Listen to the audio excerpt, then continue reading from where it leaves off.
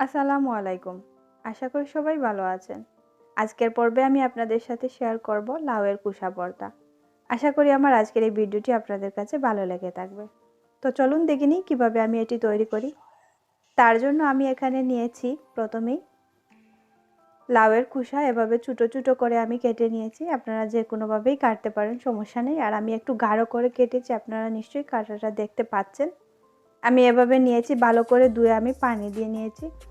আমি এবার এই খোসাগুলোকে সিদ্ধ করে নিব, আর তার জন্য আমি পর্যাপ্ত পরিমাণ পানি দিয়েছি। পানিটা আপনারা আপনাদের ইচ্ছে মতো দিতে পারেন। দিয়ে দিলাম আমি এতে স্বাদ মতো লবণ। এবার আমি চুলায় বসিয়ে দিব। লাউয়ের খোসা পুরোপুরি সিদ্ধ না হওয়া অবধি আমি এটাকে ভালো করে সিদ্ধ করে নিব। আর পানিটা চাইলে আপনারা পর্যাপ্ত দিতে পারেন, আবার বেশিও দিতে পারেন।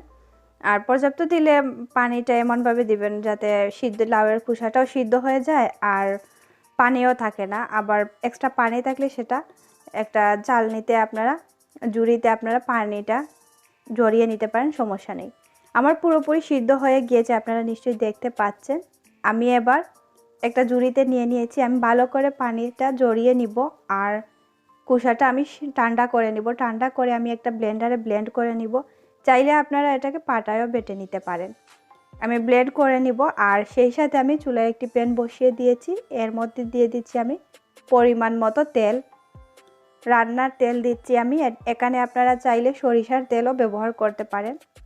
দিয়ে দিলাম আমি 2টি শুকনো মরিচ। আমি এটাকে হালকা একটু ভেজে নিব। হালকা একটু ভেজে নিয়ে এর মধ্যে দিয়ে দিব আমি এবার 5 কোয়া রসুন কুচি করে কাটা। আমি এই রসুনটাকে এবার একটু হালকা ব্রাউন কালার করে ভেজে নিব। ব্রাউন করে ভেজে নিয়ে আমি এবার এতে দিয়ে দিব 1/2 কাপ পরিমাণ পেঁয়াজ কুচি করে কাটা। চাইলে আপনারা এখানে বেশিও দিতে পারেন, আবার কমাতেও পারেন। তবে পেঁয়াজের পরিমাণটা একটু বেশি হলে আর রসুনের পরিমাণটা বেশি হলে খেতে ভালো লাগে। আর দিয়ে দিলাম আমি 4-5টি কাঁচামরিচ ছিলে। আপনারা চাইলে এখানে ঝালের পরিমাণটা আরও বাড়াতে পারেন। এবার আমি এতে দিয়ে দিব 1/2 চা চামচ হলুদ গুঁড়ো। দিয়ে এবার আমি মশলাটাকে একটু পেঁয়াজ রসুনটাকে একটু নরম করে নিব ভেজে। একটু নরম হয়ে গেলে এবার আমি এতে দিয়ে দিব আগে থেকে ব্লেন্ডার করে রাখা সেই লাউয়ের খোসাগুলো। আমি দিয়ে দিচ্ছি খোসা। এবার আমি ভালো করে নেড়েচেড়ে এই খোসার যে এক্সট্রা পানিটা আছে সেই পানিটা টানিয়ে নিব নেড়েচেড়ে।